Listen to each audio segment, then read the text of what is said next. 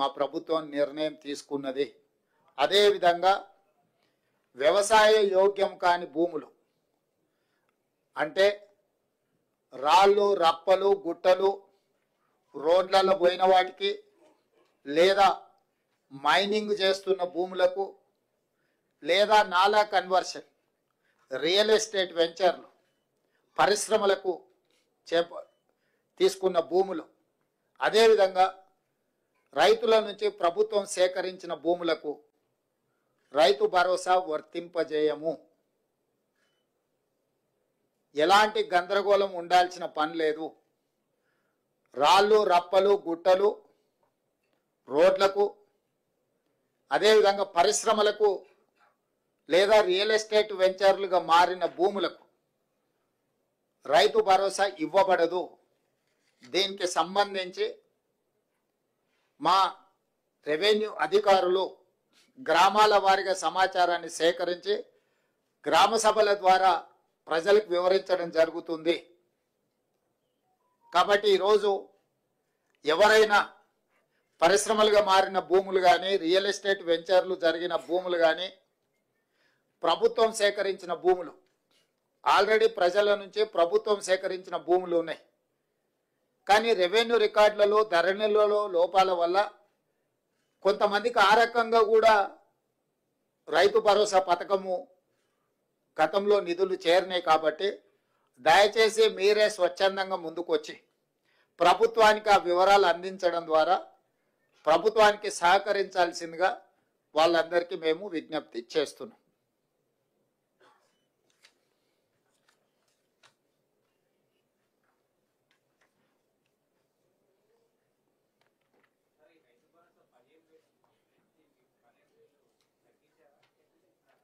పెంచినాం, 10,000 నుంచి 12,000కు పెంచినాం. ఇప్పుడు వెసులుబాటును, ఆర్థిక పరిస్థితులు, మనకున్న వెసులుబాటును బట్టి 10,000 నుంచి 12,000 రూపాయలకు పెంచుకోవడం జరిగింది. అదేవిధంగా భూమి లేని వ్యవసాయ కుటుంబాలకు కూడా 12,000 రూపాయలు ఇవ్వాలని నిర్ణయించుకోవడం జరిగింది.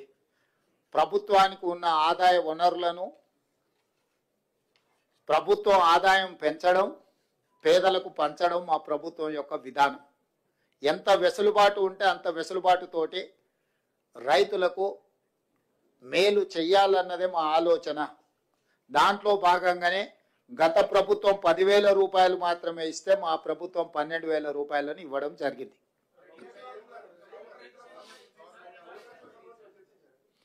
ఆ విషయాల మీద గతంలో చాలా చర్చలు జరిగినాయి.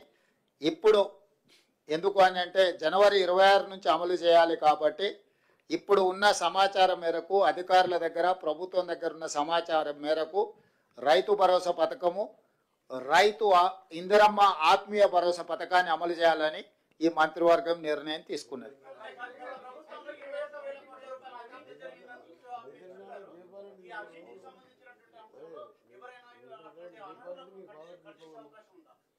ఇప్పుడు గతంలో ఏం జరిగిందో దాని వెనక్కి వెళ్తే కేసీఆర్ కుటుంబము 1000 సంవత్సరాలు జైలు శిక్ష అనుభవించాల్సి వస్తుంది. కాబట్టి వాటికంటే భవిష్యత్తులో తప్పిదాలు జరగకుండా నిజమైన రైతులకు మేలు చేయాలన్నదే మా ప్రభుత్వం యొక్క విధానము. కాబట్టి ఈరోజు ఒక మంచి నిర్ణయం ఈ మంత్రివర్గ సమావేశంలో తీసుకున్నాం. కాబట్టి మీడియా మిత్రులకు కూడా నా సూచన, అనవసరమైన అంశాలు, అనవసరమైన వివాదాలకు తావియ్యకండి. స్పష్టంగా మళ్ళీ నేను చెప్తున్నా, వ్యవసాయ యోగ్యమైన ప్రతి ఎకరాకు రైతు భరోసా వస్తుంది. ప్రతి ఎకరాకు సంవత్సరానికి 12,000 రూపాయలు ఇవ్వడం జరుగుతుంది. భూమి లేని వ్యవసాయ రైతు కుటుంబాలకు సంవత్సరానికి 12,000 రూపాయలు నగదు ఇవ్వడం జరుగుతుంది. ఆ పథకం పేరు ఇందిరమ్మ ఆత్మీయ భరోసా.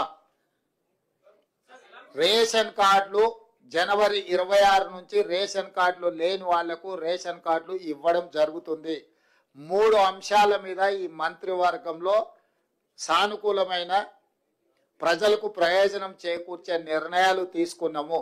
మీడియా మిత్రులు ఈ 3 అంశాలను ప్రజలకు చేరవేయాల్సిందిగా కోరుకుంటూ మీ అందరి దగ్గర సెలవు తీసుకుంటున్నాను.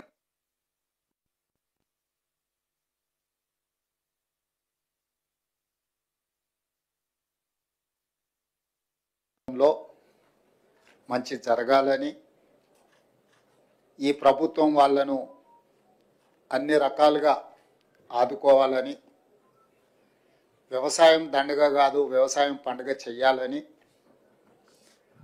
మా ప్రభుత్వం పట్టుదలతో చేపట్టిన కార్యక్రమాలలో భాగంగా రైతు భరోసాకు సంబంధించి శాయశక్తుల ప్రతిపక్షాల నుంచి మొదలు పెడితే పత్రికల ప్రసార సాధనాల వరకు ఊహాగానాలు చేయడం,